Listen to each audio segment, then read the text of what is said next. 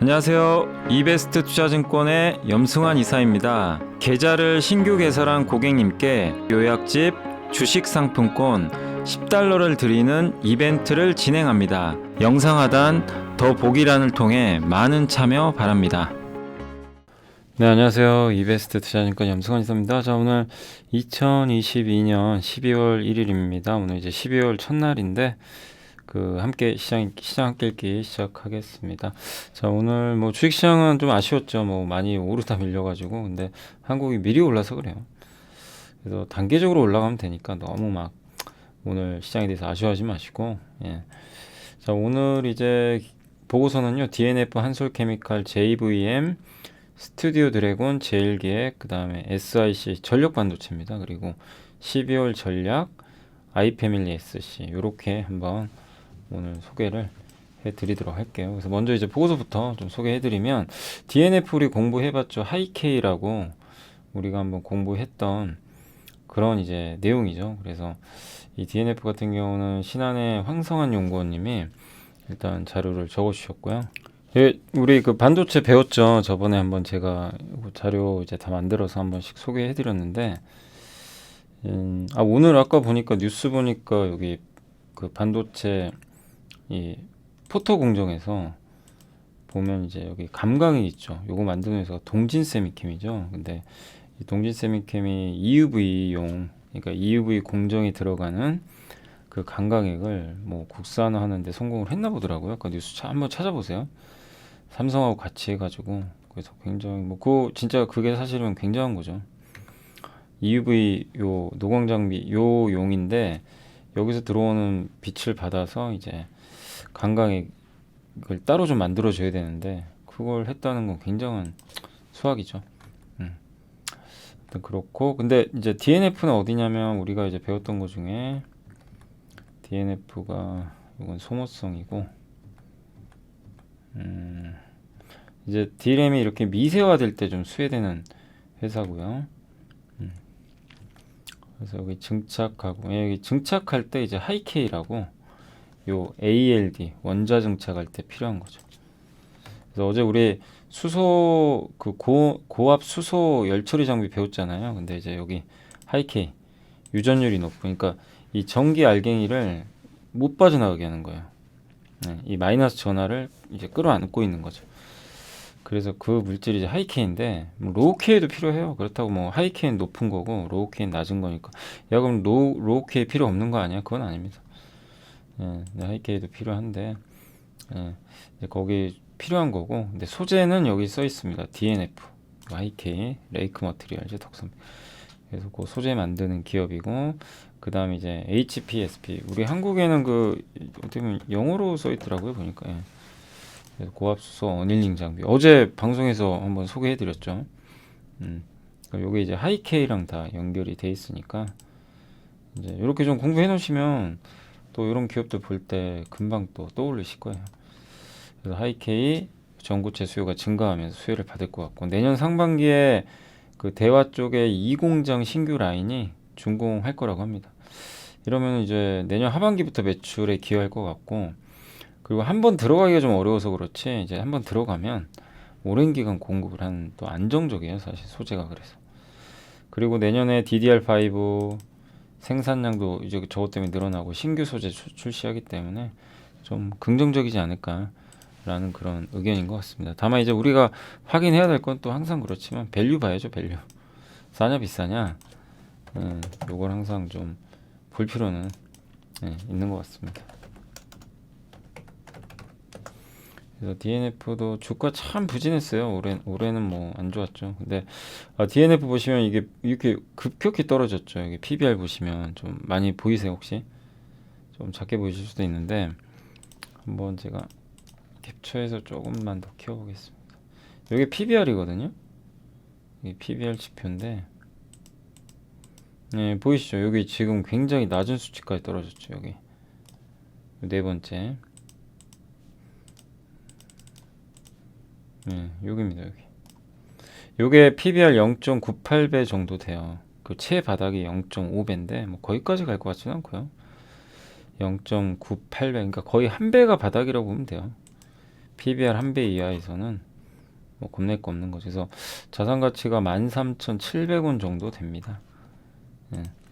그래서 지금 현재 주가가 15,000원이니까 한 배 조금 위에 있죠. 그러면은 13,700원이면 여기거든요. 14,000원 언저리. 요 이하에서는 겁낼 필요가 없는 거예요. 매수하기 굉장히 좋은 위치죠. 그래서 저렇게 PBR 보고요. 내가 이제 공부가 끝났는데 이걸 지금 투자해도 될지 안 될지 애매하면 저 PBR 지표 딱 봐가지고 뭐 네이버에도 있으니까 보셔가지고 거의 바닥인데 0.98배 한 배니까 13,700원. 그러니까 PBR 한 배는 BPS랑 똑같은 거예요. BPS에다 곱하는 겁니다. 그러니까 그때 설명해드렸지만 그 잠깐 또 헷갈릴 수 있으니까 PBR 만약에 한 배다 저기가 내가 원하는 가격 그럼 BPS를 찾아야 돼요.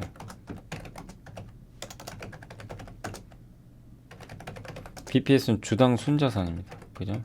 그래서 아까 보여드렸지만 BPS라고 이미 여기 나와 있죠. 여기에 보면 뭐 네이버에도 나와 있고요. 여기 BPS라고 해서 여기 나와 있습니다. 예, 저희 수치 13,732원 요거거든요. 올해 예상이죠. 그럼 거기다가 1 곱하면 13,000, 1 곱하면 13,700원이죠. 그럼 야 이거 14,000원 밑에선 분할로 한번 해봐야 되겠다. 이제 이렇게 계산을 하고 접근을 하면 되는 거죠 사실. 그리고 하이투자증권의 정원석 연구원이 목표 주가를 낮췄고요. 낮춘 이유는 실적이 좀 부진했습니다. 근데 이게 주요 디스플레이 쪽에도 납품을 하는데 주요 QD 소재 있죠. 퀀텀다. 이게 TV가 안 팔리니까. 그리고 과산화수소 원재료가 이제 반도체에 쓰이거든요. 그래서 한솔케미칼도 반도체 공정에서 소재 기업 중에 되게 다양한 포트폴리오 갖고 있어요. 예, 근데 저 과산화수소 원재료가 천연가스입니다. LNG가 너무 오르니까 원가 부담이 생겨서 이익률이 둔화된 거죠. 그리고 전동 공구 있죠. 이렇게 드릴, 소형 드릴 같은 거, 요거를 거기에 이제 들어가는 원형 전지형 필름 소재 출하가 좀 부진했다고 합니다. 그러니까 거기 테이프엑스가 자회사인데 이 회사가 그 원통형 전지 있죠. 거기 테이프 만들죠. 원통형 전지 이제 부착하는 테이프를 만드는데 주로 전동 공구용이 좀 아직은 많거든요. 물론 전기차도 하지만 그게 이제 부진했던 거죠. 그래서 좀 기대 못 미쳤어요. 4년 만에 역성장을 하고. 근데 이제 요거는 부담은 조금씩 완화되고 있고 천연가스는 4분기부터 과산화수소 가격도 올려버렸고 천연가스 가격 안정화되고 있고 그럼 내년엔 적어도 좋아지겠죠. 과산화수소는.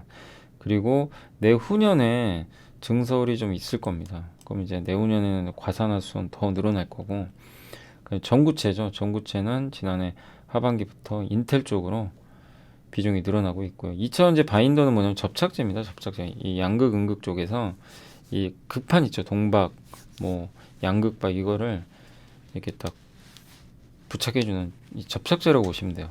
이거랑 자회사인 그 테이프엑스의 2차전지 테이프. 이것도 계속 증가하고 있습니다. 그래서 내년에는 23% 성장할 것 같고 현재 주가는 예상 실적 대비해서 13.5배로 뭐 굉장히 저평가돼 있죠. 그리고 회사가 원래 반도체 기업인데 긍정적인 건 뭐냐면 점진적으로 반도체에서 2차 전지로 좀 조금씩 넘어가고 있어요. 그래서 보면 2차 전지 바인더가 차지하는 비중이 15에서 20%. 그리고 어제 공부하셨겠지만 실리콘 응급제 기억나시죠? 어제. 예, 이 회사는 이제 SiC 계열로 아마 2차 전지 실리콘 응급제를 지금 만들고 있는데 내년에 양산 들어가고 대량 양산은 25년부터입니다. 그러니까 이 사업을 지금 하고 있어요. 예, 그러니까 반도체 플러스 2차 전지 소재에 같이 들어가요. 그러면 나중에 밸류가 업이 되겠죠. 근데 지금은 반도체도 안 좋고 2차 전지도 좀 시간 조금 걸리다 보니까 부진했던 것 같습니다. 아무튼 이게 바인더입니다. 바인더는 아무튼 이제 이 접착제 같은 거고 이게 대주전자재료 어제 기억나시죠? LG엔솔의 실리콘 응급제, 포르쉐 타이칸에 들어가고 SKC가 하고 있고요. SK도 또 하고 있어요. 자체적으로. 그래서 SK온에 납품하고 한솔은 어디다 납품하느냐? 삼성. 그리고 SK도 납품할 걸로 보고 있고 BTR이라는 기업은 이제 CATL에 납품을 하고 있는 것 같습니다. 그러니까 실리콘 응급제 사업은 이제 2차 전지에서 어떻게 마지막 남은 고성장 사업 중에 하나죠. 그런 의미로 좀 괜찮아 보이고요. 네, 한솔케미칼은 이제 매력적이지만 실적 부진 때문에 주가 많이 빠져 있고요. 밸류 여기 보세요. 이것도 많이 떨어져 있죠. 한번 얘도 볼까요? 얼마인가? 예. PBR로 보면 여기죠, 여기. 요게 2.54배예요. 여기가. 여기다 조금 올라왔습니다. 최바닥은 1.35배. 그럼 2.5라고 그냥 계산하면 7만 원이죠. 7만 원. 7만 원 가깝이 2.5 하면 얼마죠, 저게? 예, 계산해 보면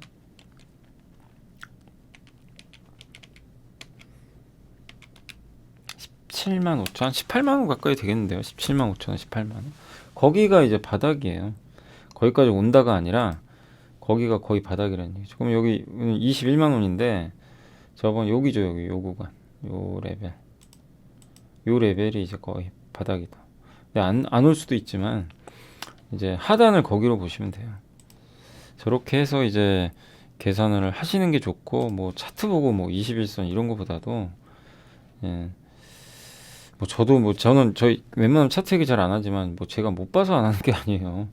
저도 뭐 21선, 뭐 5일선 엄청 많이 봤습니다, 옛날에. 근데 요새는 안 봐요, 굳이. 별로 의미가 없어요. 이런 이동평균선은 크게. 오히려 저렇게 PBR로 계산하는 게 훨씬 낫습니다. PBR이나 PER로. 그래서 그렇게 한번 보시고, 그 다음에 JVM은 우리 많이 배웠던 기업이죠. 이게 자동약을 조제해주는 회사고, 근데 미국에 지금 매출 비중이 늘어나는데, 미국이요 요즘에 소형 매장이 폐쇄되고 대형화라는데 또 온라인으로도, 그러면 자동으로 약을 조제해주는 설비가 꼭 필요합니다. 대형 약국들은 그걸 더 필요하게 생각하고 있고, 또 새로운 제품으로 협동 로봇이 부착된 차세대 파우치형 장비, 그러니까 그 장비 안에 로봇이 들어가 있어요. 로봇 팔이. 그래서 해주는 겁니다. 네, 그리고 블리스터 장비, 바이알 장비 이런 것들도 있고 다양한 장비들 하고 있고요. 또 미국의 약국에 지금 자동화 추세가 계속 이어지고 있고 판가도 올리고, 영국 쪽으로도 지금 영업막 통해서 신규 매출 발생. 유럽 비중이 꽤 돼요. 예, 그래서 아직은 국내 비중이 더 높지만 해외 쪽 비중이 늘어나는 건 좋은 거죠. 왜냐, 단가가 비싸거든요. 그리고 미국의 약국의 역할이 변하고 있습니다. 소형 매장에서 대형 중심으로. 예, 그리고 이제 약사와, 아마 테크니션은 그걸 말하는 건데, 이제 조제해 주시는 분, 이런 조제 방식에서 벗어나서 클리닉, 이제 병원에서 처방 주고 약사가 이제 자동 조제를 하는 그런 식으로 가는 것 같고요. 월그린 부츠, CVS, 월마트, 그 다음에 리탄가, 이건 저도 잘 모르겠네요. 그 다음에 크로거, 중형 체인이 시장을 점유하고 있다. 예. 이렇게 대형화가 되면요, 자동약 조제 장비를 많이 쓸 수 있다는 거죠. 그리고 인건비 비싸니까 인플레 영향, 기업들은 비용 줄이고 싶죠. 그래서 좋아질 것 같고, 이게 차세대 제품인 메니스라고 합니다. 이게 자동으로 약을 조제해 주는 건데, 요 안에 팔 보이시죠? 요거 저게 들어가 있어요. 그러니까 새로운 제품이니까 JVM이 또 기술 개발도 열심히 하는 것 같습니다. 그리고 요건 이제 용어인데 이제 제품명이에요. 그래서 ATDPS는 뭐 주력 제품이고, 약을 자동으로 조제하고 설비하고, 파우치 검수하는 장비. 요건 좀 비싼 제품. 세 번째는 아예 검수 기능까지 내재되어 있는 거 한 번에. 요거는 바이알 있죠, 알. 예, 그거 포장해 주는 거. 그다음 블리스터 카드. 블리스터는 뭐냐면은 유럽에서 쓰는 거예요. 우리 이렇게 뭐라고 하지? 은박지 같은 건데 이렇게 까서 하는 거예요. 이렇게 탁 뜯어가지고. 그러니까 파우치는 이렇게 찢는 거죠. 그다음에 미국은 이렇게 약병. 그다음에 뭐 유럽은 이제 블리스터라고 그래가지고 이렇게 뜯는 게 있습니다. 예. 그거 제조하는 것도 있고. 그러니까 모든 나라에 다 이게 적용이 되는 것 같아요. 그다음 차세대 파우치 검수하는 거, 이것도 업그레이드 버전 같고, 이거는 병원 내에 있는 의약품 캐비닛이라고 합니다. 그리고 메니스, 요게 이제 협동 로봇이 들어간 거, 자동 조제도 하고 검수까지. 그러니까 이게 올인원 제품이에요. 이거는 요거 하나가 검사, 조제, 포장, 뭐 자동화, 예, 다 해주는 거죠. 비싸겠지만요. 예, 그래서 JVM도 그런 의미에선 좀 계속 내년도에도 한번 볼 필요가 있는 기업입니다. 그래서 한 번씩 이렇게 기회 주죠. 이렇게 한 번씩 팍팍 망가지기도 해요. 그때 올라오는데 이 기업도 꾸준한 좀 관심이 필요한 것 같고, 단 이것도 보세요. PBR. 근데 셋 다 PBR이 안 높아요. 그죠? 공교롭게도 뭐 PER로 해도 되긴 되는데 저런 이제 장치 산업은 조금 PBR이 조금 더 낮긴 하더라고요. 그래서 보시면 요 레벨이죠. 여기서 저게 1.06배래요. 그래서 15,159원이니까 뭐 1.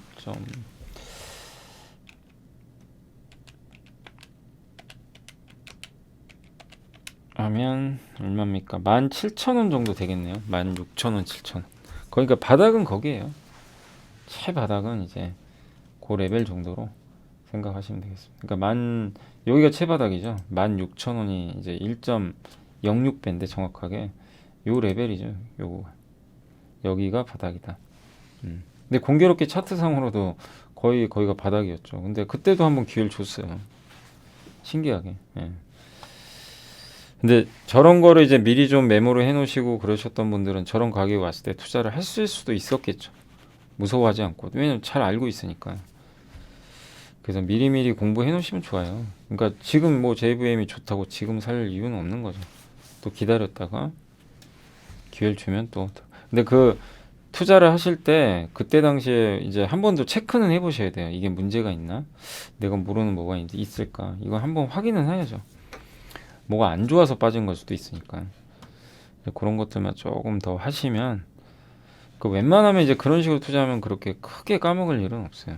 그러니까 이게 모든 게 좀 실패하는 이유 중에 하나가 이제 좋다고 했는데 흥분해서 막 높을 때 살 때 있죠. 이럴 때 이제 사니까 다 물려가지고 고생을 많이 하는데, 이제 저런 식으로 좀 합리적으로 계산을 해서 하면 이제 설사 그게 내 아이디어가 틀려도 크게 이제 실패하긴 좀 어렵죠. 그 스튜디오 드래곤 목표 주가 12만원 유지했고, 이제 첫 번째가 제작 편수 증가하고 있고요. 16년에 19편인데 내년에는 37편까지 늘어납니다. 엄청나고요. 국내에는 뭐 이미 넘버원이고 글로벌로도 가고 있고, 건설 중인 자산은 뭐냐면 드라마 제작하고 있는 거죠. 이게 2,100억. 그리고 TVN, OCN, 넷플릭스, 티빙 중심으로 가다가 이제는 쿠팡 플레이, 애플 TV 플러스, 여기에 디즈니 플러스, 아마존까지 지금 들어가고 있고요. 그 다음 마진도 올라가는 것 같습니다. 넷플릭스랑 이번에 계약을 했다고 하더라고요. 근데 얼마에 했는지는 아직 안 알려줬어요. 근데 아마 추정하기로는 더 좋은 조건 아닌가. 디즈니 플러스하고도 좋은 조건의 계약을 추진하고 있는 것 같고, 미국에 이제 진출했죠. 애플 TV 들어가는 더 빅도어 프라이즈. 근데 제작비가 엄청 비싸서 미국 흥행만 되면요, 정말 훨씬 더 큰 사이즈의 돈을 벌 수 있는 거죠. 그리고 에피소드 20개로 구성된 시즌 1의 제작비만 이게 2,200억이래요. 이게 스튜디오 드래곤 연간 매출 3배나 된다고 합니다. 그러니까 이게 뭐 사이즈가 다른 거죠. 여기서 끝이 아니라 설계자들, 또 한국의 드라마를 이용한 리메이크 버전까지 15편이 대기 중이라고 합니다. 그러니까 스튜디오 드래곤 비싸죠. 주가 싸진 않습니다만은 그만큼의 밸류를 또 업할 수 있는 모멘텀은 좀 있다 라고 보시면 되겠고, 제일기에 우리가 정말 꾸준하게 봤던 기업이죠. 진짜 안정적이고, 목표 주가 오늘 올라갔고요. 그 다음에 캡티브는, 그러니까 캡티브란 용어가 뭐냐면, 캡티브는 그거예요. 그 이제 제일기업 어디 소속사죠? 어디죠? 계열사가 삼성. 예, 그걸 의미해요. 이노션은 현대차. 그걸 캡티브라고 합니다. 그래서 캡티브 기반의 ATL에 대한 이제 안정적 집행 및 신규 BT, 이게 뭔 소리인지 모르시겠죠. ATL은 오버 더 라인이라 그래가지고 흔히 말하는 이제 가장 중요한 매체들 있죠. 뭐 TV나 뭐 온라인도 있을 거고, 그런 것들을 뜻하는 거고, BTL은 빌로우 더 라인이라 그래가지고 밑에 있는 거, 약간 중요도가 뭐 5개 광고 같은 거 있죠. 뭐 그런 걸 나타낸다고 보시면 돼요.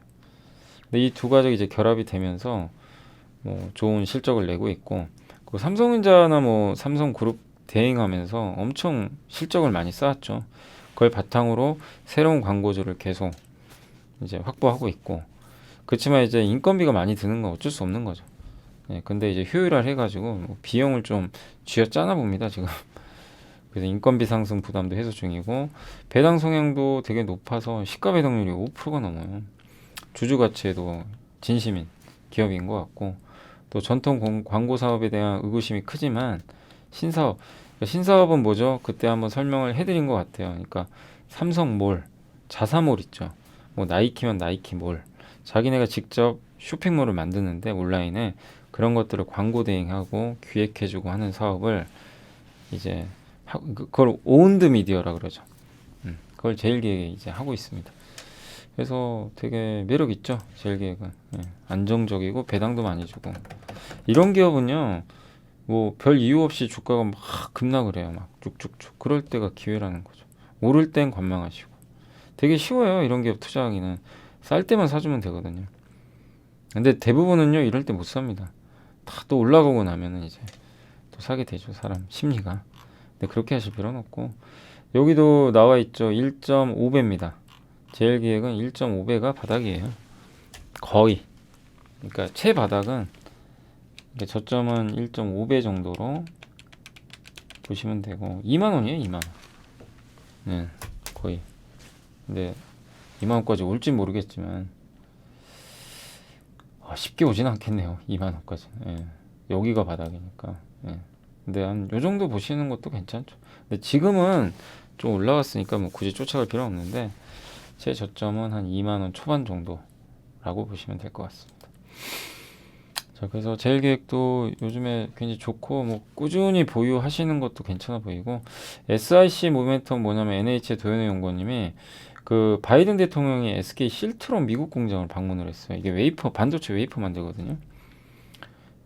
근데 이제 그만큼 반도체를 중요하게 생각하는 거죠. 한국에 와서 삼성전자 가고 미국에서는 저 SK 공장 가고 이게 SK 실트론 CSS가 뭐냐면 SK가 그 옛날에 5천억 주고 듀폰에서 인수한 거예요. 웨이퍼 사업으로. 그러니까 전력 반도체 만드는 겁니다. 그걸 만드는 웨이퍼예요. SIC, G라 관련 이 두 개로 나누는데 여기 이제 SIC죠. 그래서 고압에 강하고요. 요게 전기차에 많이 필요해요. 요 반도체. 세계 1등이 울프스피드, 3등입니다. SK 실트론. 그래서 전기차에서 교류를 직류로 바꿔주고 직류를 교류로 바꿔주는 게 인버터인데 그 안에 전력 반도체 필요한 거죠. 그래서 앞으로 2030년에 12.8조까지 성장할 걸로 기대를 하고 있고요. 시장 1위 업체는 울프스피드는 6조 원 투자를 하기로 했고 2조 원, 한 2.5조를 더 투자한다고 합니다. 그래서 SK도 계속 지금 시장 점유율 2위를 목표로 해서 투자를 늘리고 있고요. 한국에서. 그러니까 SK의 자회사예요. SK 실트론은. 근데 비상장입니다. DDI 업체인 DDI는 이제 구동칩입니다. 디스플레이.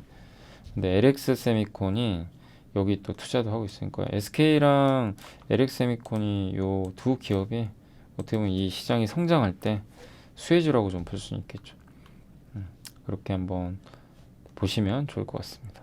안녕하세요. 이베스트 투자증권의 염승환 이사입니다. 계좌를 신규 개설한 고객님께 요약집 주식 상품권 10달러를 드리는 이벤트를 진행합니다. 영상 하단 더 보기란을 통해 많은 참여 바랍니다. 자, 그리고 이제 KB증권에서 나온 이제 자료인데 이제 그 포착되는 약세장 후반의 징후들이고요. 이제 간단히 설명드리면 주식 비중은 확대 전략이고 이익 침체 때문에 새로운 하락장을 대비해야 된다는 의견에는 동의하지 않는다. 그런 내용이고 금리가 하락하면 이익도 하향되지만 동시에 밸류는 반등하거든요. 그래서 두임 중에 어느 게 센지를 측정해야지 이익이 하락한다고 무조건 하락장은 아닙니다. 그러니까 금리가 하락하면 이익도 떨어지지만 동시에 밸류는 올라가거든요. 그리고 지금 약세장 후반부의 징후들이 포착되고 있고 여전히 업종으로는 소재 산업재, 정부 주도 쪽을 좋게 보고 있고요. 그리고 낙폭과대 배당주도 좀 관심을 가져보자 라는 그런 내용입니다. 그리고 코리아 디스카운트 뭐 이런 것들인데 근데 이제 요거를 제가 좀 굉장히 긴 보고서예요. 그래서 여기서부터는 제가 직접 또 한 번 더 요건 이제 요약본이에요. 앞에 그 보고서에 처음에 나온 요약본 그대로고 요 뒤에 거는 이제 그 뒤에 나오는 긴 설명들 있죠. 그걸 또 한번 요약을 해본 겁니다. 그래서 요거 가지고 또 한번 설명해드리면 어쨌든 전반적인 매크로 환경은 긍정적이고 물가의 본격적인 하락은 내년 봄 이후나 그 내년 봄 이후에 이제 물가가 본격적으로 떨어질 것 같은데 시장에서 이미 그걸 벌써 기대하고 있어요. 이미 시장이 벌써 기대를 한 거죠. 그래서 단기적으로 호재는 주가에 좀 반영은 됐다. 이렇게 보시고 그래서 기술적으로도 좀 과열권에 좀 들어왔거든요. 그러니까 오늘도 보면은 2,500 딱 맞고 떨어져 버리죠. 그게 뭐 나빠서라기보다는 좀 힘이 붙이는 거죠, 약간. 예, 그리고 11월 의사록이 FOMC 의사록은 굉장히 완화적이었고 파웰이 지난 8월에 잭슨홀 미팅에서 나는 폴 볼커가 될 거다. 폴 볼커가 뭐죠? 80년대 미국 물가 잡으려고 금리를 20%까지 올린 사람이에요. 예, 이제 그런 무시무시한 말을 한 거죠. 근데 이건 오판이라는 거죠. 왜? 80년대와 지금 다르다는 거예요. 80년에는 금리를 그렇게 세게 올려도 될 정도로요. 부채도 적었고 밸류도 되게 낮았어요. 지금은 주식시장이 여전히 비싸죠. 미국 같은 경우. 거기다가 금융 레버리지가 얼마나 많습니까? 빚이 부채가. 네. 근데 그런 상태에서 긴축을 만약에 1980년 그 초반처럼 해버리면 시장 못 견딥니다. 완전히 망가져요. 그러니까 이거는 좀 오판이라고 본 거죠. 폴 볼커랑 같이 할 수는 없는 거죠. 그때랑 지금 다르니까. 네. 그러니까 시장이 못 견디는 그런 건데 어쨌든 지금은 파월 의장은 이번 FOMC 의사로 가고 오늘 새벽에 얘기했던 거 들어보면 저렇게 할 가능성은 별로 없는 것 같습니다. 예. 그리고 제임스 블라드가 금리 7%까지 올릴 수도 있다고 했지만 실제 그 내용을 보면 테일러 준칙이라고 우리 한번 제가 잠깐 설명해드렸죠. 근데 내년 하반기에 이대로면요 금리 인하해야 되고요. 내년 하반기에는 지금 분위기면 경기도 올라가요. 경기 오르고 금리 내려가고 너무 좋은 조합이죠. 금리 하락 경기 반등. 최상의 조합이에요 이게. 이런 조합은 거의 없어요. 그러면 저게 현실화되면 주가는 굉장히 많이 오를 수도 있는 거죠. 올해는 정반대. 올해는 금리 상승 경기 하락이에요. 그러니까 안 좋았죠. 그리고 기업 실적 침체에 대비하자 이미 진행이 됐고요. 과거와 비교하면 이미 3분의 2는 진행됐다. 좀 더 남아있긴 하더라도. 그리고 주목할 섹터는 반도체하고 중후장대, 소재산업재. 뭐 여기 철강도 들어갈 거고 뭐 여기 석유화학도 들어갈 수도 있고 기계, 굴삭기 뭐 이런 여기 2차전지도 들어갈 수도 있겠죠. 그리고 반도체. 반도체는 어디든 안 빠지는 것 같습니다. 이게 왜 이런 섹터들이 좋을 수 있냐면 탈세계화 시기다 보니까 비효율적이지만 공장을 많이 지어야 돼요. 여기저기. 이 한쪽에 몰빵하면 안 돼요. 지금 애플도 중국 때문에 혼났잖아요. 이번에 정조 공장 폐쇄돼가지고 모든 나라들이 그걸 느끼고 있어요. 그러면 다변합니다. 한쪽에 절대 이제 몰빵 안 하는 거죠. 미국은 인프라 투자와 일자리 법안, 반도체, 과학법, 인플레 감축법 이런 것들로 정책적으로 좀 계속 공급망 이슈를 밀고 가고 있고 공통 분모는 2차전지, 5G, 원자력, 반도체, 재생에너지 쪽이고요. 중국도 자체 공급망 확보해야 돼요. 미국이 저렇게 나오는데 그래서 우호국 있죠. 중국이 사우디랑 굉장히 친하게 지내려고 그래요. 유럽하고도 척지면 안 돼요. 중국은. 그리고 저기 아프리카 국가들, 그 다음 자원 부국 이런 쪽하고는 네트워크를 계속 쌓으려고 할 겁니다. 그리고 그러니까 내부 쪽으로는 동수서산, 동쪽에 있는 빅데이터 있죠. 요걸 이용하고 근데 데이터 센터는 서쪽에. 거기에 자원이 풍부하거든요. 서부가 또 뒤쳐져 있어요, 경제가. 그래서 거대한 데이터 센터를 만들겠다라는 의도고, 그래서 중국 정부의 이제 의도는 그런 거고, 뭐 쌍순환이라고 들어보셨죠, 중국. 내수남, 외수남. 그래서 두 마리 토끼 다 잡겠다는 거예요. 내수 다지면서 외부로는 이제 그 외부 환경에도 이제 선두 국가가 되겠다. 뭐 이런 거죠. 그래서 거의 제일 중요한 게 기술 자리, 반도체입니다. 근데 미국이 못하게 만들고 있어요. 이미 이제 소비재 같은 건 이미 자립하고 있죠. 화장품 보세요. 중국도 이제 잘 만들어요. 그러니까 우리나라 기업들이 참 힘든 거죠. 중국에 사업하기가 예전보다는. 예, 이제 그런 경제로 가니까, 그래서 중국과 겹치는 거, 중국이 더 잘하구나. 중국이 물량 공세할 때 피해받는 업종은요, 구조적으로 어려워요. 근데 중국이 아무리 해도 안 되는 거 있죠. 그런 거는 좋은 거죠. 대표적인 게 반도체잖아요. 못 하잖아요. 중국이 할 수 없고, K-팝 못 해요. K-드라마 못 만듭니다. 중국이 아무리 해도요, 안 돼요. 중국 그렇게 축구 열심히 해도 안 되잖아요. 안 되는 건 안 되는 겁니다. 예. 오리온의 초코파이 중국이 만들 수 있나? 만들 수 있죠. 근데 그 브랜드 그 맛 그거 어떻게 할 겁니까? 못 따라가요. 삼양식품의 불닭볶음면 중국 뭐 따라 할 수야 있겠죠. 근데 그 브랜드 독특한 그 소스 못 따라하는 거죠. 그러니까 그런 기업들은 이제 괜찮아요. 오히려 살아남는 거니까. 근데 비슷비슷한 거 이런 건 이제 도태되는 거죠. 그러니까 우리 현대차도 힘들어졌던 게 중국에 지금 중국에선 잃을 것도 없어요. 현대차는 어차피 점유율이 없어서. 근데 10년 전에는 되게 잘 나갔는데 중국 회사들이 다 따라 만드는 거예요. 현대차를. 예. 그러니까 이제 중국에서 이렇게 돼버린 거죠. 그리고 인도의 공급망 재편. 인도도 지금 모디 총리가 자주인도 정책을 내놨고요. 300조 규모 지원책인데 여기서 인도 현지에 제조를 하면요. 세금 줘요. 인센티브. 사우디는 네옴시티. 원유 의존 경제 탈취. 그럼 이거 다 뭐죠? 다 투자예요. 투자. 거기 관련된 회사들이 좋을 수밖에 없는 거고 12월만 봤을 때는 단기 비중 확대는 낙폭 많이 된 고배당주다. 금융건설 벌써 움직였어요. 근데 오늘 막 건설주 난리 났고 지주회사 상사 이런 쪽이고 그리고 정책 이슈는 12월에 핵심 광물 확보 방안 발표가 예정돼 있고요. 유럽은 내년 1분기에 원자재법을 발표할 걸로 예상을 하고 있습니다. 그래서 이 두 개가 교집합이 있죠. 폐배터리랑 광물 요게 핵심입니다. 그래서 폐배터리는 여기선 성일하이텍을 좀 꼽아줬고 광물은 역시 포스코홀딩스랑 상사업체인 LX 인터내셔널을 좀 수혜 기업으로 꼽아줬습니다. 그리고 코리아 디스카운트도 해소될 것 같아요. 배당금을 이제 확인하고 배당 받을 수 있어요. 주주 명부를 나중에 확정하니까 저게 통과되면 외국인들은 그 전에 사전 등록을 해야 주식 매매를 할 수 있는데 저 이제 폐지할 거라고 합니다. 외국인이 더 많이 들어오겠죠. 그리고 MSCI 선진지수 이게 편입 조건 중에 하나예요. 그래서 내년에는 좀 예비 후보라도 좀 편입 후보로도 좀 관찰 대상국이라도 편입이 꼭 됐으면 좋겠고 그다음 고배당주인데 배당주 중에서 내가 배당만 노리고 들어갔는데 배당 수익률보다 지금 시세 차익이 더 나면요 그럼 파는 게 더 좋아요. 왜냐면 배당 날 때 주가 빠지거든요. 그리고 배당은 세금 있습니다. 15.4% 떼고 줘요. 그렇지만 어쨌든 이제 배당 매력은 있으니까 배당을 받으셔도 되지만 내가 배당 수익률 이상으로 수익이 많이 났으면 배당 목적으로 들어갔는데 그러면 오히려 시세 차익으로 이익 실현하는 것도 괜찮습니다. 그 연초까지 가져갈 배당주를 고른다면 매출 성장 좋고 배당 수익률 높은 고배당 주로 지주회사가 많대요. 그래서 여기 기업 나와 있죠. LG, CJ, HL 이게 뭐 정답이라는 건 아니에요.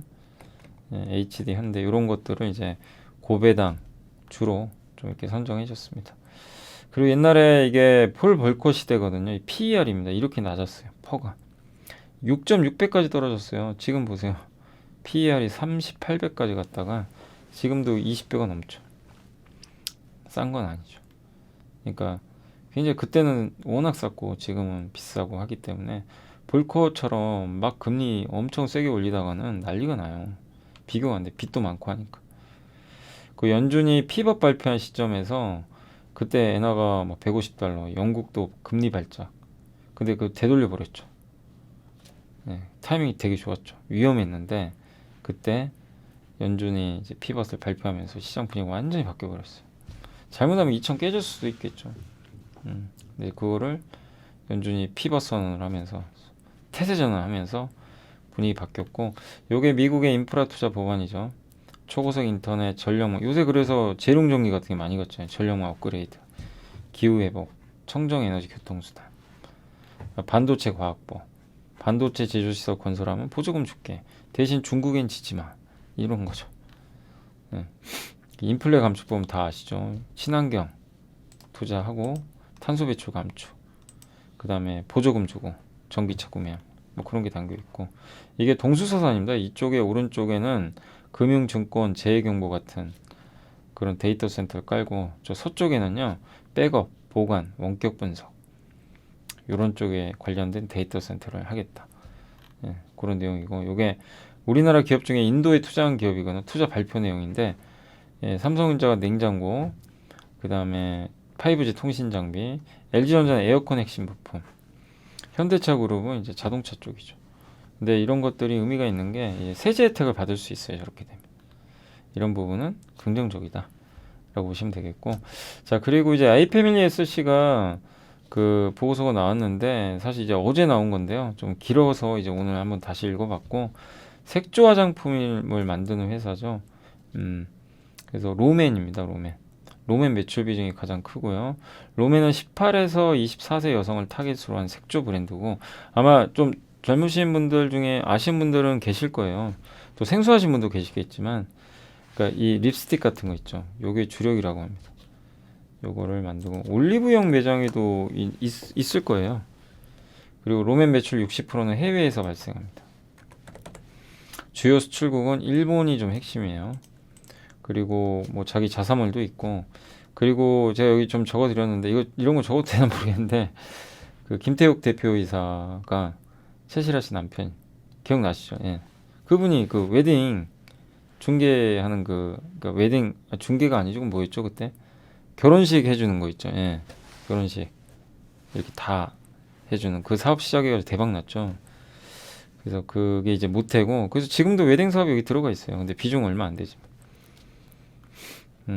그리고 구조적으로 이제 중국 브랜드 회사들의 약진이 지속되고 있고, 그래서 한국 화장품 회사도 힘들어요. 중국에 사업하기. 중국이 이제 더 잘해 하니까 일부는 또 잘하고 있으니까 이게 구조적으로 문제죠. 그러니까 중국에서 중국 기업들하고 경쟁하기 굉장히 까다롭습니다.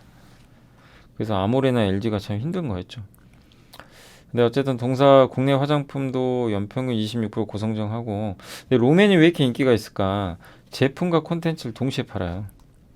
입혀가지고 인플루언서 이용해서 마케팅하고, 그리고 화장품 진짜 좋아하는 직원들이 신규 개발에 정말 적극적으로 관여하고, 그래서 빨간 머리 앤을 해가지고 에디션도 만들고, 다양한 에디션을 통해서 스토리를 입히고, 가격도 싸고 가성비 시대에 딱 맞죠.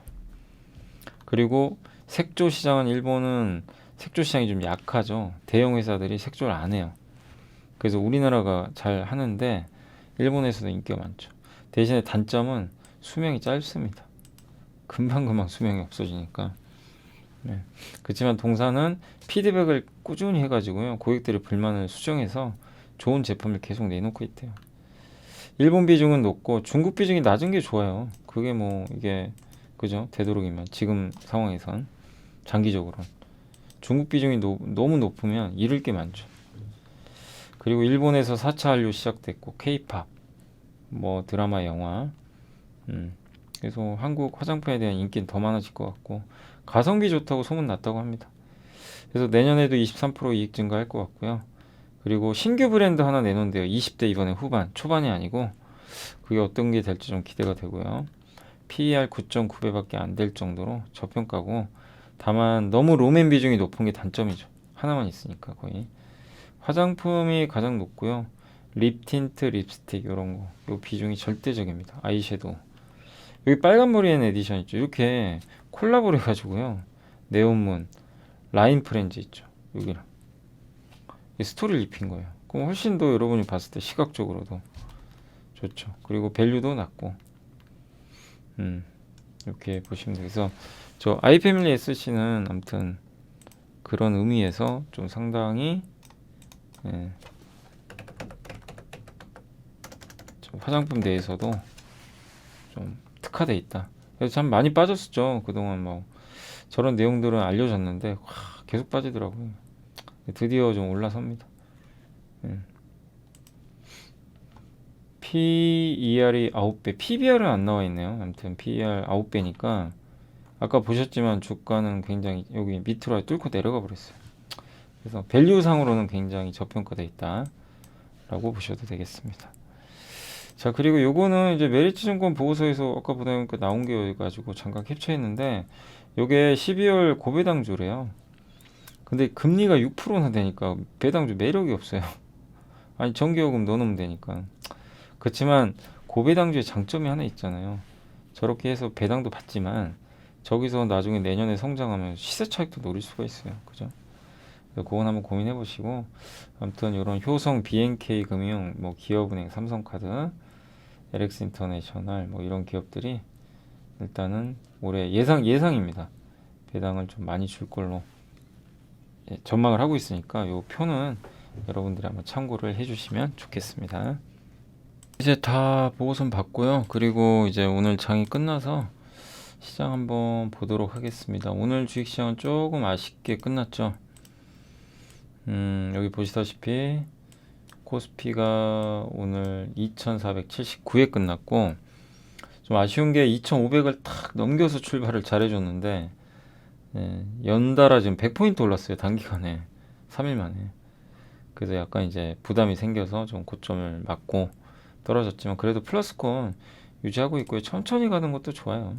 근데 확실히 지긋지긋한 하락은 끝났어요. 보시다시피. 그래서 이렇게 돌리는 흐름은 좀 나와주는 것 같고요. 코스닥은 너무 안 좋았어요. 그동안 진짜 약하죠. 근데 일단 오늘은 좀 갭상승이 크게 나와서, 근데 코스닥이 그럼에도 불구하고 아주 강하지는 못했던 것 같습니다. 오늘 일단 이제 외국인들 좀 매수해줬고, 기관이 오늘 좀 많이 사줬지만 개인들의 매도가 엄청나게 좀 많이 나왔고, 그 다음에 업종으로는 역시 오늘도 전기전자 1600억을 샀는데, 좀 아쉬운 거는 화학주로 오늘 굉장히 많이 팔았네요. 화학주, 온수창고. 그래서 전기전자 위주로 샀지만 화학주는 조금 많이 팔았고요. 기관은 반대로 전기전자를 팔았고, 그리고 다른 업종은 고르게 다 매수를 하면서 증시 상승을 잘 이끌었던 것 같습니다. 오늘 섹터는 이제 아무래도 금리 꺾이니까 연준이 피벗을 하고 물가 뭐 금리 전망을 낮추면 어떻게 되죠? 당연히 성장주가 좋죠. 그래서 웹툰 관련주가 최근에 폭락했다 다시 올라가고 있고, 오랜만에 폐기물 처리 관련주가 좋았네요. 오늘 그 건설 중소형주 날이었어요. 난리가 아니었습니다. 건설 중소형주들이 그냥 오늘 막 튀었죠. 뭐 동원개발도 그렇고, 동원개발 참고로 요즘에 그 거기 회장님이 굉장히 주식 많이 사죠. 샀던 것 같긴 한데 내부자로. DL건설도 오랜만에 좋았고, 그리고 토스 관련주, NFT 관련주도 오늘은 좋았습니다. 위메이드가 오랜만에 올라왔어요. 그리고 하이브가 7% 정도. 와, 하이브도 요새 좋습니다. 많이 살아났고 진짜 많이 빠졌죠. 영상 콘텐츠도 오늘 좋았습니다. JYP가 6% 급등을 해버렸고요. A스토리 6%. 그래서 드라마나 이런 이제 엔터주들도 흐름이 좋았고, 그다음 여기 스튜디오 드래곤도 오늘 4%나 주가 급등했습니다. 항공주도 최근 부진 딛고 오늘 다 좋았습니다. 제주항공. 그리고 철강주 역시 견조하고요. 이게 그 뭐죠? 이 포스코가 금속노조인 거예요. 거기 뭐 탈퇴한다고 하더라고요. 그래서 그게 호재인 것 같아요. 그래서 어제 이어서 오늘도 급등했습니다. 항공기 부품도 하이장공이 18%나 올라갔고, 광고 관련주도 오늘 인크로스가 11% 올라서 좋았고요. 뭐 메타버스 관련주도 오늘 괜찮았고, 대부분 다 뭐 고르게 반등을 잘해준 것 같습니다. 골프, 뭐 영화, 공작기계, 애플페이, 은행 어제도 좋았는데 오늘도 좋네요. 은행주 계속 오릅니다 지금. 면세점, 증권주도 좋았고, 다 이제 이런데도 좀 빠진 기업은 최근에 강했던 미국형 기업들, 그죠? LS 그룹주, 굴삭기 회사들 많이 올라서 그런 거죠. MLCC도 삼성전기가 최근에 워낙 많이 올랐었죠. 근데 이제 오늘은 빠져버렸어요. 어제 오후에 그냥 착 치다가. 그리고 편의점 오늘 좀 빠졌고요. 오늘은 쉬어갔어요. BJF가 좀 많이 빠졌네요. 정유주도 오늘 좀 약했습니다. 전력설비 최근에 다 강했던 기업들 같고, 2차전지는 아무래도 이제 LG전설이 워낙 많이 올라온 상태다 보니까 조금 이제 늘어지는 것 같고요. 조선주도 좀 부진했고, 큰 변화 없었지만요. 요 정도입니다. 조선, 편의점, 정유, 2차전지, 그 다음에 굴삭기, 건설기계, 전선업체 요 정도만 좀 빠졌고, 대부분 좀 괜찮았던 것 같습니다. 그리고 시가총액 상위기업 한번 보도록 하겠습니다. 오늘은 이제 좀 빠진 기업들도 많이 있어요. 왜냐하면 이제 오전에 상승하다가 오후에 밀려가지고 장이. 삼성전자는 좋았는데 참 여전히 하이닉스가 참 부진합니다. 예. 이 2등 업체다 보니까 삼성은 좀 선택을 하는데 하이닉스가 좀 안 좋고요. LG화학이 오늘 아마 외국인들이 좀 많이 판 것 같아요. 좀 밀렸고 삼성물산 좀 밀렸고 그다음에 LG전자 좀 밀렸고요. KTNG가 좀 많이 올랐었죠. 좀 밀렸고 크래프톤이 3% 빠졌습니다. NC도 좀 빠졌고 삼성전기 반면에 하이브가 급등을 했고요. 메리츠화재, 메리츠금융지주, 넷마블이 오랜만에 4%, 메리츠증권, BGF 리테일은 차익 매물인 것 같고 SD바이오센서는 이제 진단키트니까 지금 모멘텀은 떨어지죠. 그리고 펄어비스가 3% 올랐고요. LS는 최근에 주도주였는데 좀 빠졌습니다.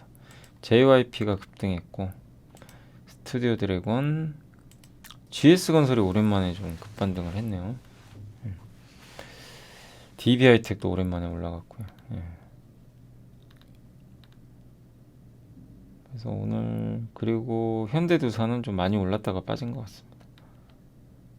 두산도 최근에 좀 빠지고 있고 두산도 많이 올랐었죠 한때. 현대일렉트릭도 전력기계, 그러니까 이게 다 주도주 쪽이거든요. 얘네가 좀 이제 차익 매물 나와서 빠지고 이 너무 셌던 기업들은 12월이 좀 쉴 수 있어요. 그리고 낙폭과대주들이 아마 순환할 것 같습니다. 그 점 염두에 두시고 또 저런 기업들은 기회가 오겠죠 빠지면. 네. 자, 그래서 오늘 시장은 이렇게 한번 정리해드리고 아무튼 이제 주식시장은 전체적인 분위기는 많이 좋아졌고요. 제일 우리가 우려했던 게 이제 파월 의장의 연설이었는데 너무나 비둘기적인 얘기가 나왔고 아무튼 미국 물가 잡히고 있다 이렇게 얘기를 해버렸어요. 그리고 시장이 오르는데도 최근에 올랐는데도 누르는 발언을 안 했어요. 그래 너네 좀 즐겨라. 약간 이런 뉘앙스였고 금리는 어쨌든 올리긴 올리는데 좀 더 우리 생각보다 높게 올리지만 아주 많이는 안 올릴 것 같다 이런 내용이고 경기에 대해서 걱정도 하기 시작을 했습니다. 그러니까 물가만 보다가요 이제 경기도 쳐다보겠다는 거예요. 그게 이제 시장의 흐름을 좀 바꿔놨다. 그러니까 우리가 장을 뭐 나쁘게 볼 이유는 지금은 없지 않나. 단 좀 올라왔기 때문에 조금 쉬어가는 과정이다 라고 생각해 주시면 될 것 같습니다. 자, 오늘은 이제 다 했네요. 그 아까 뉴스 보니까 뭐 베이징인가요? 거기서 이제 자택 격리도 허용하겠다. 이런 이제 방침이 나와서 한마디로 이제 이렇게 보시면 돼요. 중국은 이제 리오프닝이 시작됐어요. 속도는 좀 더 더딜 수 있다 하더라도 분명한 건 중국의 리오프닝은 이제 시작이 됐고, 그러니까 뭐 그동안 우리가 정말 고생도 많이 하고 시장 안 좋았지만 뭐 그 이제부터는 뭐 이미 시작은 됐죠. 그 한두 달 전부터 강세장이 조금씩 이제 이어졌는데 좋은 장세가 좀 계속 이어질 가능성이 높아진 것 같아요. 그러니까 시장 좀 계속 긍정적으로 봐주시고 다만 중간중간 분명히 또 눌러요. 한 번씩 쭉쭉쭉. 며칠 전에 또 그랬잖아요. 우리 그 2500 갔을 때도 우리 좀 그랬잖아요. 또 누를 수도 있다. 예, 뭐 2400까지도. 그렇지만 이렇게 눌러줄 때를 이용하시라는 거죠. 예, 이게 막 오를 때 쫓아가지 마시고. 그렇지만 이제는 조정받는 걸 두려워할 필요도 없고 기회라고 보시면 되겠고 그 배경은 어쨌든 올해 그러니까 증시 하락의 원인들이 뭐예요? 물가, 긴축, 전쟁, 중국 제로 코로나, 거기다 유럽 리스크 요 5개 요거거든요. 근데 첫 번째 실타리 풀리고 있죠. 물가 꺾이고 연준도 지금 뭐라 그랬어요? 물가 꺾이는 거 보인다. 그리고 금리 상승 때문에 경제가 파탄 나는 거 원치 않는다. 뭐 그 말 했으면 다 끝난 거죠. 그리고 또 전쟁은 진행형이죠. 근데 이게 더 이상 악화는 안 돼요. 그러니까 요건 이제 그냥 계속 중립이고 그냥 중국 제로 코로나 끝나가잖아요. 점점 풀죠. 백신 접종 가속화되고 방향성을 보시라는 얘기죠. 그동안은 기대했다 실망하고 기대했다 중국만 보면 야, 이거 풀지 않을까 이랬다가 풀지 않을까 실망. 근데 이번에 이제 풀기 시작했고 베이징시에 또 자택격리까지 허용하고 이제 얼마 안 남은 거죠. 예.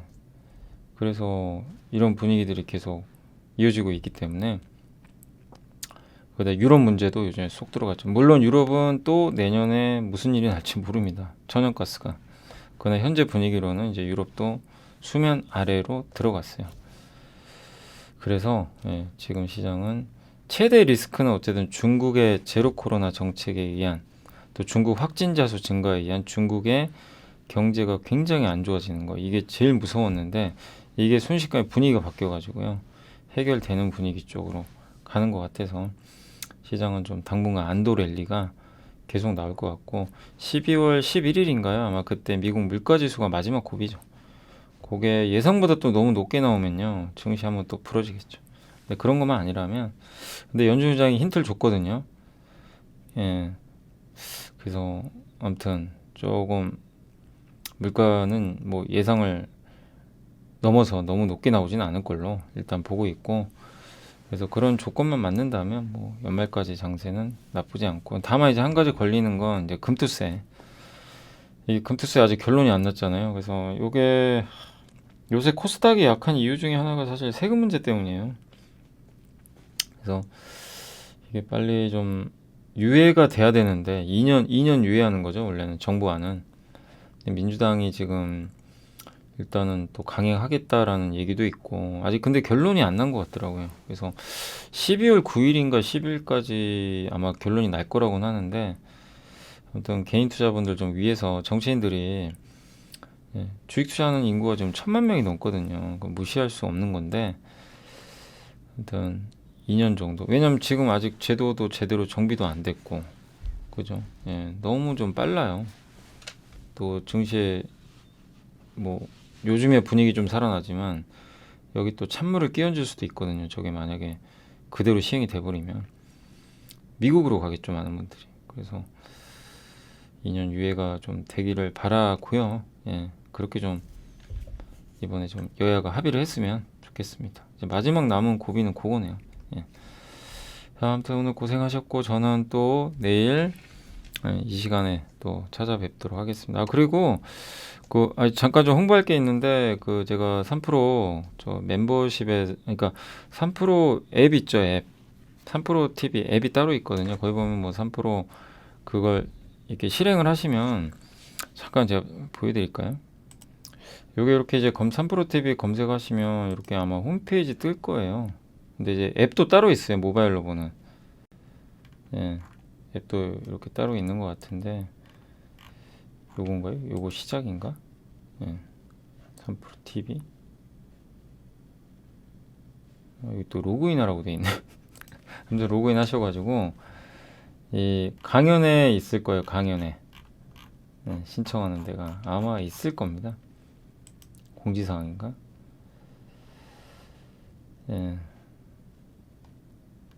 그래서 여긴 또 안 나오네. 아무튼 모바일로 꼭 다운을 한번 받으셔가지고, 여기 또 안 나와 있네요. 모바일로 아무튼 다운을 좀 받으셔가지고 여러분들이 한번 신청을 해주시면 좋겠습니다. 여기 있네, 여기 있네요. 3프로 TV 전국투. 여기서 신청하시면 돼요. 그래서 제가 이제 다음 주죠, 다음 주 토요일 날 5탄 대구 가고요. 박근영 부장님 아시죠? IBK. 그분하고 같이 하고, 그래서 12월 10일 날은 대구 오시면 좋겠고, 12월 11일 날은 제가 사실 이제 고향은 목포인데, 이제 같은 또 전라도다 보니까, 아무튼 여기에 사경인 회계사만 돼 있지만 저도 돼 있어요. 저도 이제 염승환 여기 아직 포함은 안 됐는데, 여기 제가 광주도 갑니다. 그래서 광주 사시는 분들은 꼭 좀 와주시면 정말 감사하겠습니다. 또 큰데 빌려놨다고 하더라고요. 그래서 좀 많이도 와주시면 좀 감사하겠습니다. 그래서 대구, 광주에서 좀 뵀으면 좋겠습니다. 아무튼 오늘 고생들 하셨고, 저는 또 내일 뵙겠습니다. 방송으로. 감사합니다.